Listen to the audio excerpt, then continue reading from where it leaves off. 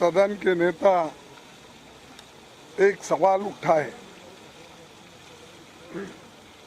और वो जो सवाल उन्होंने उठाया था हमारे सदन को कोई संबंध नहीं था, क्योंकि डेमोक्रेसी के बारे में जो राहुल जी ने वहाँ के कॉलेजों में और सेमिनार में कहा था, उस बात को उन्होंने राज्यसभा में उठाया। एक तो रूल्स के तहत ये गलत है और मुझे समझ में नहीं आ रहा है, जो हमारे चेयरमैन साहब हमेशा रूल्स की बात करते हैं, तो किस रूल में और एक व्यक्ति और दूसरे सदन का सदस्य है और उसके बारे में यहाँ पर एलिगेशन लगाना और उनके भाषण को अपने ढंग से पेश करना, ये काम सदन का नेता गोयल जी ने किया और ऐसी अभद्र भाषा उन्होंने इस्तेमाल किया कि शर्म आना चाहिए, वो आना चाहिए। अरे जो चीज़ें राज्यसभा में आप बोल नहीं सकते, अगर आपको बोलना है तो नोटिस देकर लोकसभा में बोल सकते थे, लेकिन उन्होंने ये नहीं किया, क्योंकि इस देश के डेमोक्रेसी को अपमान करने का उनका सारा प्रयत्न है और खुद डेमोक्रेसी को यहाँ कुचल रहे हैं।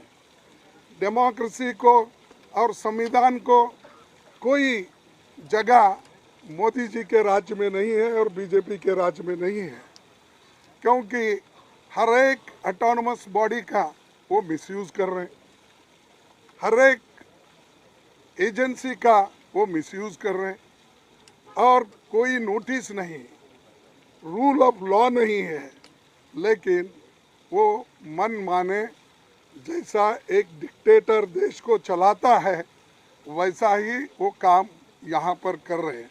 और ये लोग डेमोक्रेसी की बात करते हैं, ये लोग देशभक्ति की बात करते हैं और ये लोग देश के मान सम्मान की बात करते हैं।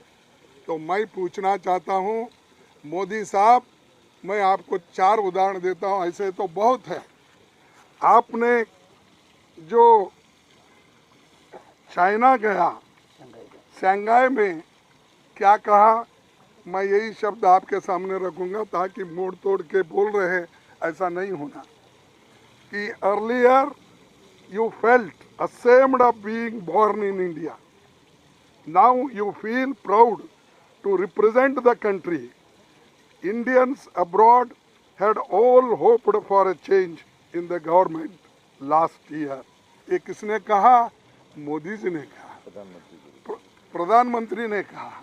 और प्रधानमंत्री ये कहते हैं देश की मर्यादा चले गई अगर डेमोक्रेसी और कॉन्स्टिट्यूशन पे अगर बात करते हैं किसी कॉलेज में, किसी सेमिनार में, तो आप उनको टोकते हैं और हम देशद्रोही बनते हैं।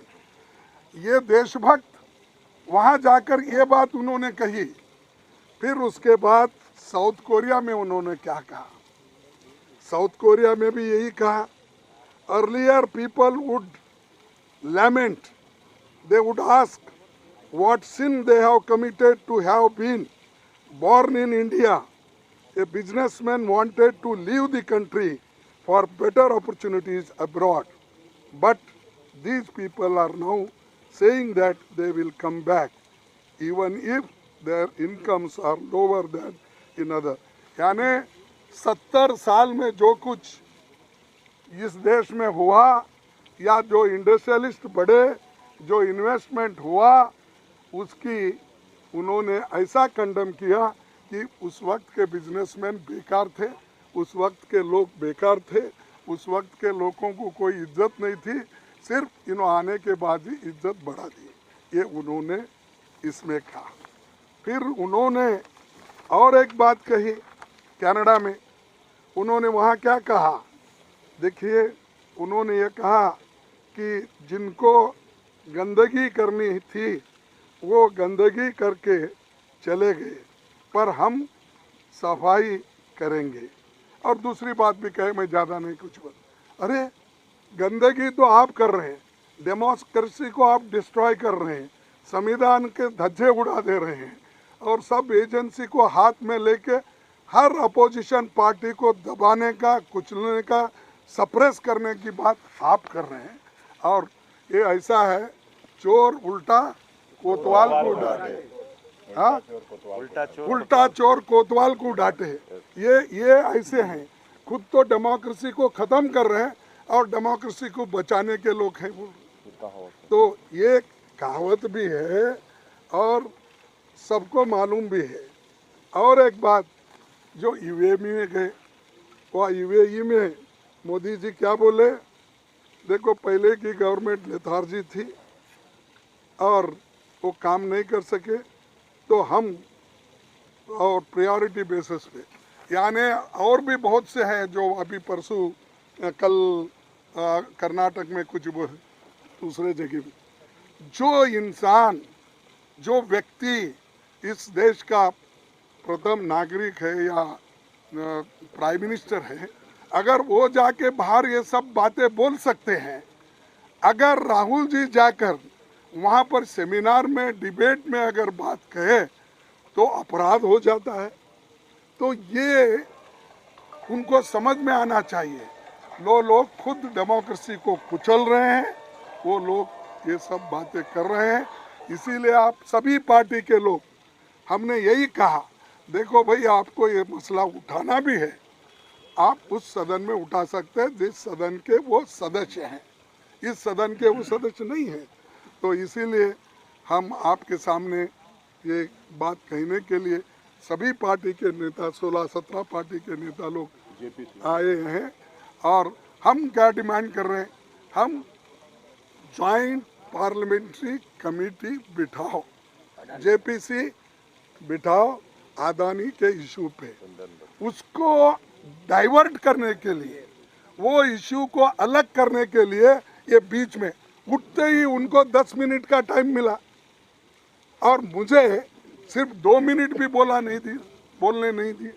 यानी ये क्या है, मैं किसी की कमजोरी नहीं बोल रहा हूँ, ये क्यों ऐसा डिस्क्रिमिनेशन हो रहा है। और जब अदानी की बात हम उठाते हैं, जेपीसी की उठाते हैं, तो फौरन एक तो माइक भी बंद होता है, दूसरे तरफ हंगामा भी शुरू होता है। ये जो है, इसके लिए आज भी हम जेपीसी डिमांड कर रहे हैं, सब मिलके इसके लिए एक हैं और हम लड़ेंगे इसके लिए। उनको क्या करना है, कैसा, वो तो छुपा लेने की बात कर रहे हैं, डिफेंड करने की बात कर रहे हैं, कर लेने दो, लेकिन हम छोड़ेंगे नहीं उनका पीछा। हम जैसा कुछ है ना, बेताल कैसा, विक्रम बेताल, हाँ विक्रम बेताल के जैसा हम पीछा लगेंगे।